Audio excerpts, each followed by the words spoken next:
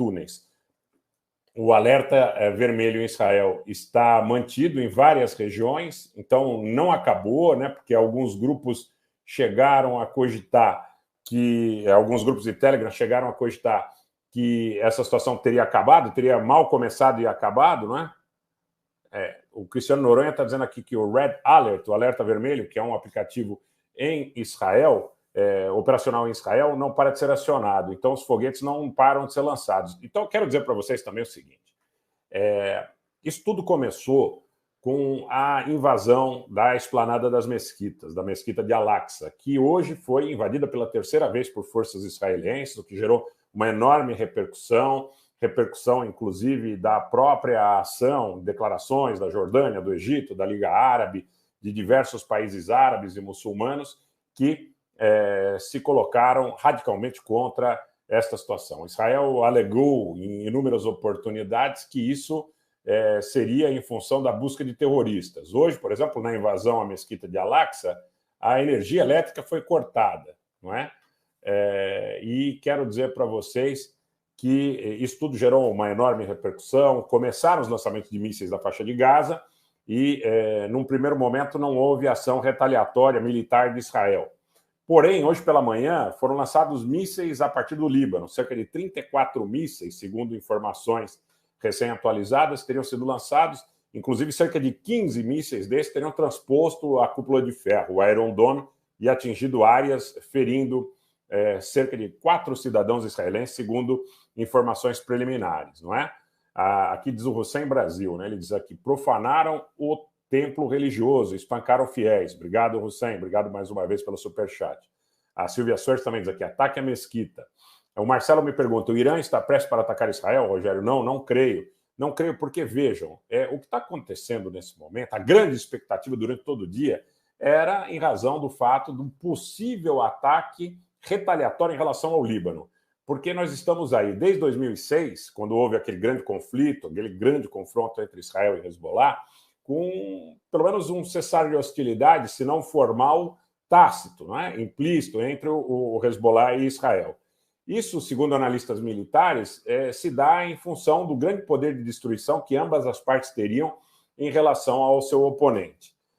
Se a coisa ficar restrita a Gaza, a gente pode verificar um aumento da instabilidade interna dentro de Israel, na Cisjordânia, naturalmente na fronteira com Gaza, lançamentos de foguetes, mas é uma coisa que não teria, a priori, a capacidade de transformar esse conflito em um conflito regional. Agora, se esse conflito ele vai para o Líbano, na realidade, a coisa torna-se muito complicada. Está aqui o Júlio César Antônio, ele diz, obrigado, boa noite, Júlio César, faz isso todo o Ramadã, mês sagrado, sistematicamente, diz aqui o Júlio César Antônio. O Hussein, mais uma vez, diz o seguinte, atacar o Líbano traria Síria, Irã, Iraque e Iêmen. Agradeço o Hussein mais uma vez e lembro que os Houthis no Iêmen disseram que se esse conflito envolvesse o Hezbollah e envolvesse os iranianos, eles estariam aptos a imediatamente participar também dos combates com Israel. Então, na realidade, o que está acontecendo nesse momento é uma situação onde ainda não há uma tranquilidade, no sentido de dizer que esse conflito não se espraiará, não se espalhará em direção ao Líbano, uma vez que, inclusive, a própria liderança do Hamas especula-se que o Ismail Haniyeh esteja ali no Líbano, em Beirute. Há uma foto recém-publicada com o próprio líder do Hezbollah, o que significaria uma espécie de estreitamento da relação entre o Hamas e o Hezbollah, algo que historicamente não ocorria, mas que tem ocorrido, na realidade, de maneira mais clara nos últimos tempos. Tá? Agora, os ataques foram lançados do Líbano, tanto para Israel como para o Líbano, fica implícito que eles foram realizados por grupos palestinos e não foram realizados pelo Hezbollah. Por outro lado, você não faz um ataque do Líbano sem a autorização do Hezbollah. Então, veja o sentido de tudo isso. Inclusive, é um alarme muito grande nas fileiras do Hezbollah, que estão em alerta, e também nas fileiras do exército árabe sírio, que, nos últimos dias, recebeu uma série de ataques israelenses contra alvos do exército sírio e contra alvos iranianos na Síria, que vitimaram, inclusive, 2 importantes conselheiros militares da Guarda Revolucionária Iraniana. Então, o grande problema, gente, para vocês que não acompanham tão de perto, para vocês que não estavam conosco no Twitter durante o dia, onde a gente fez uma cobertura bastante intensiva, eu me arriscaria a dizer a cobertura mais completa do Brasil em relação à qualidade, cabe a vocês o julgamento. Em relação à quantidade de material ali exposto, certamente nós fizemos o maior esforço possível para atualizá-los para e passo de toda essa situação.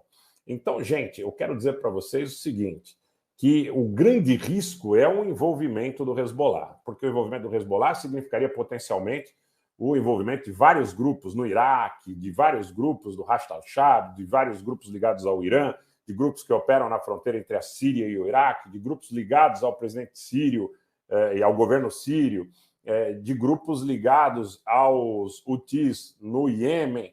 Então, quer dizer, aí você teria uma guerra regional de grandes proporções. Se a coisa ficar restrita à faixa de Gaza, claro, podem haver conflitos, podem haver confrontos importantes. Eu estou recebendo aqui ainda a informação que há ataques sendo desfechados nesse momento contra Sderot, que fica no sul de Israel. Então, naturalmente, você tem ainda a possibilidade de que isso se torne um grande conflito cujas características podem ser diferentes de todas aquelas que nós vimos até aqui, no período naturalmente posterior a 2006, aqueles conflitos entre os palestinos de Gaza e Israel, que, durando mais ou menos, sempre chegaram a um cessar-fogo, a um termo, depois de alguns dias, sem envolver outros países, sem envolver outros atores. Não é? E hoje você tem uma pressão externa em relação ao Irã, que é bastante grande, que ela não vem apenas de Israel. Né? Nós temos percebido, notado e também estamos fazendo a cobertura também para e passo da pressão que é exercida a partir do Azerbaijão em relação ao Irã. Hoje o Azerbaijão expulsou 4 representantes diplomáticos iranianos, dando 48 horas para que eles abandonassem Baku.